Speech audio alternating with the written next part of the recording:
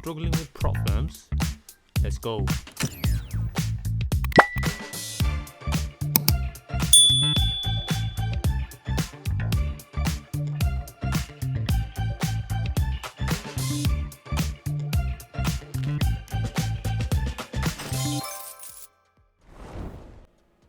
Hey guys, welcome to my channel. First of all, let me just start by saying Merry Christmas to everyone who's celebrating it all around the world, whoever's watching this video. Now, this one video is going to be if I could give you the best advice that I possibly could to end this year with New Year, obviously literally just a few days around the corner, is going to be, guys, they're having your data, right? Trust me, I'm going to be breaking this down, and trust me, if you watch this video till the end, you'll know exactly what I'm talking about. Now, obviously, I've already marked, I'm going to be using gold for the example. We've got our, the break and retest some zones marked out. Minus 10%, I'm already marking this, so I'm giving the market the benefit of the doubt. So I want to, obviously, and let me, obviously, before I go into this, right, I want to be showing you, I will just show you my backtested data. This is going on for 2-3 years. This is with GJ, right? This is with GJ around 500 days. So in trading terms, about 2 years. And even if I show you, let me even show you guys 1 minute. Let me show you my Discord community, which I think we just seen one member increase there. Went from 60 to 61. But even if I show you the funded certificates, this is some of the students. And even if I show you, let me show you my most recent one where I passed phase 2. Got the phase 2 certificate today. Just 1 moment. Bit of a strange noise there. Don't know what that was. Okay, yeah, so this just came in today. You can see the date today as well, 25th of December.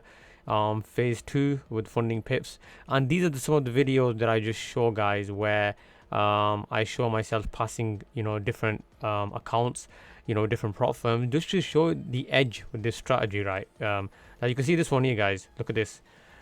This was phase 2 passed with the 63% win rate. And this is actually a different phase 2. This phase 2 here, I think it was in the winning. If I show you the winning trades, I think must have posted it on that side. And by the way, I offer 1-to-1, unlimited 1-to-1 mentorship. So if anyone is interested, again, some of the students posting, yeah, this is the phase 2 that I posted. This is a different one. If I just click on this is 100% win rate, right? Pretty much. You can see here, one trade made almost 1-to-5, but I just missed out on $9. And I showed these small accounts, guys, where the whole point of doing this is to show that you can start small and work your way up and start purchasing the bigger accounts. It baffles my mind when someone just purchases a 100k, 200k account when they do not even have the skill set. Where and again, coming back to that data, the importance of it. Now here you can see, obviously, then it went for 1-to-1, just got the remaining 11, 10, whatever you want to call it, and that was passed. So that was that certificate that's coming today. So basically, that's another, I believe this was, yeah.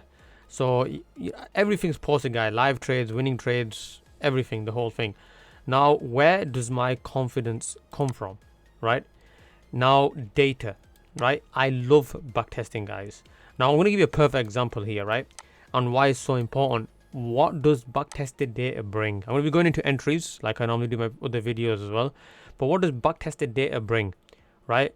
Ultimately, it's confidence, right? Now imagine this. I'm going to break it down this even a little bit more. Imagine you and I, right? We're in a burning building. We're on the 50th floor, whatever you want to call it. If we see a fire breakout, right? Is yours and we're average normal people, right?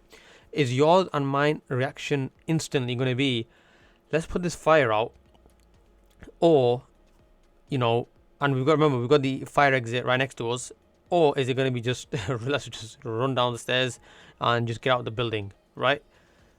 Now, depending on the fire size, first of all, if it's a small fire, yeah, we just try to pour it out, right? Let's just say the fire is big, though. Let's say this fire is huge. It's instantly going to be, let's get the hell out of this building, right? Now, suppose the third person that's with us, right, is a firefighter. The instincts that he'll have, depending again on the fire size, but it will be, he's going to fight that fire. Why? Because, it's all an action plan, It's the data. In his case, it's the experience. He knows pretty much, on average in every building whereabouts the fire extinguisher should be, right? The right way to tackle the flame. Did you know different fire extinguishers? There are different types of fire extinguishers. There are different ones for flames, fire. Different ones for I think electrical. If it's an electrical wire, something like that. There's different types. If you use the wrong one on the wrong kind of whatever was the cause of the fire, it can have really it could have detrimental effect, and you could just make the whole thing worse. What I'm just trying to say, right? You can make the whole matter worse. Why? And that's due down to lack of experience. But a firefighter is basically, in trading terms, in terms of trading, a firefighter is someone, what I think of as someone with backtested data.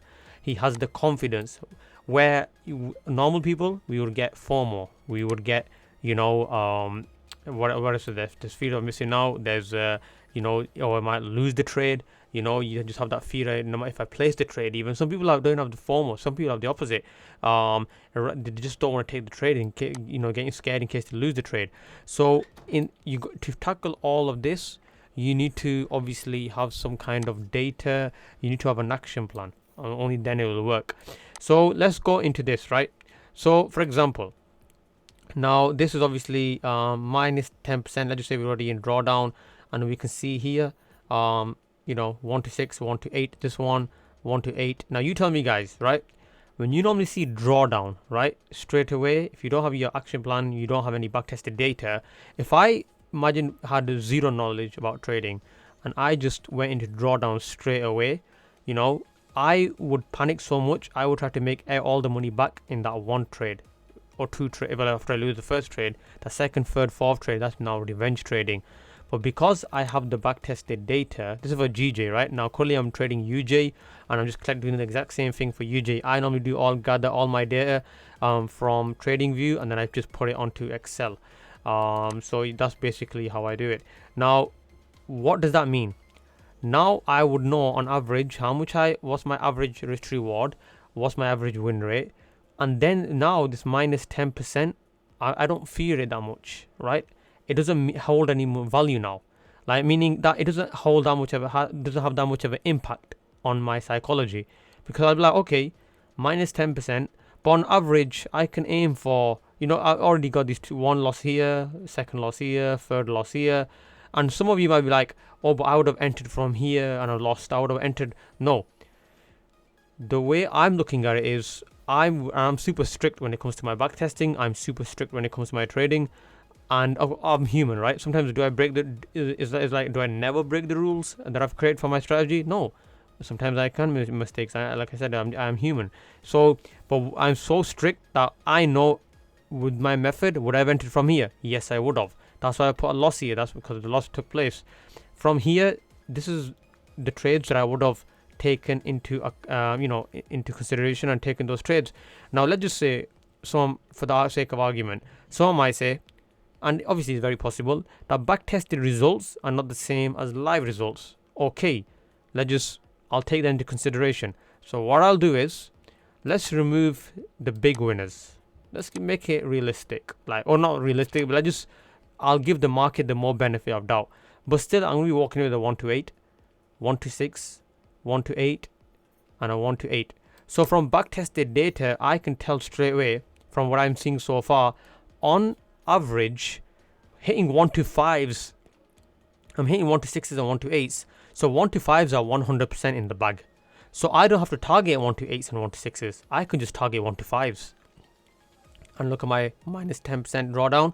So even if I just capture 2 1 to 5s, I've won the trade. I've just broke even. I've recovered that minus 10%. And this trade here, 1 to 4. But okay, at least minimum. Now the students that are in my one-to-one mentorship, they know as soon as we run to a 1 to 2, I put my trade. Well, we put our trade at break even. So if it was to turn around, now this is again what I mean, the power of backtesting. Also, what I look for is I check how many times, once price goes into profit, how many times would they retest my zone. Is it once, twice, 3 times? And I add that onto Excel as well. Why is that super important? Suppose it goes into profit and I put my trade back into break even straight away. imagine it just comes down to retest, right, and then goes in my direction. Just because I've put it at break even, imagine it hits my break even and then it goes into profit, that's a real low blow, right? And no matter what, guys, I don't care how much experience of trading you've got, you will feel it at least 1%. It will damage your psychology. So rather than, what I like to do, I would rather collect as much data, and I like to, the sweet spot for me minimum is around 200 trades worth of data. In trading terms, if you exclude weekends, it adds up significantly. So I like to add that information as well. So knowing that, do I need to put it to break even after 2 free candles, after 2 candles, after 1 candle, once I'm in profit? So that's what I look for. Now, entries, right? Now, this is another thing that you can also add to your data as well. What patterns, you can, is it that form that give you the highest chance of a profitable running trade? So example, let's go into, here. So what do we see here, guys? I see, once price breaks above, now we're looking for that establishment, and then you can look for your signal entry. We've got a bullish engulfing here. Let me change the color of this so you can see much better. On top of that is also, now that's 2 candles, right? The bull and engulfing pattern, guys, this bullish engulfing pattern here, a engulfing pattern is always going to be a 2 candlestick pattern. Now let's look at this individually, right? Individually, it's a long wick bullish rejection candle. So you can even enter from here, right? And or now two candle pattern is an engulfing. Is it a 3 candle pattern? Well, no. Someone might say some. It's not really, but it was one of the weakest, deformed morning star patterns formed, but it's not. It's just an engulfing and a long wick rejection bullish candle, and then that's why that trade. Now go and backtest this, right? Collect your data.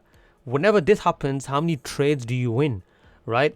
You gotta you gotta look at it like a science lab, right? You gotta treat it like that, guys. You gotta collect your data. It's like, you look at all these, an engineer, or if someone is going to be, imagine you're doing a, you're about to release your project. Someone tells you you gotta, showcase your project in front of millions of people. Are you just gonna start trading straight and wait for that? Are you just gonna wait for that particular data to show up, and then you start doing your thing and demonstrating your project? No. You straight away, you go in your workshop, the science lab, whatever you want to call it, and you start breaking it down. You find out what the weaknesses are, what the flaws are. You find out what the strengths are. What is going to give you your A+ setup, your highest possibility of a winning trade. Now, for some traders, it's the engulfing pattern. For some traders, the evening star, morning star. Now, I want to make this very clear. This is not exactly how I trade my break and retest. My break and retest that I've shown to my students is it's refined, it's different, but it is a break and retest. So, that's what gives me my edge. And the way it's a very unique method that I've come to know. I used to think other people maybe traded like this. Then from every single student that's ever joined the elite mentorship, 1-to-1, they've always said they've never seen an entry method like this. So so many can't be wrong. So another, an edge also, like, you can like to apply, is look at the mini trend. Where is the mini trend headed?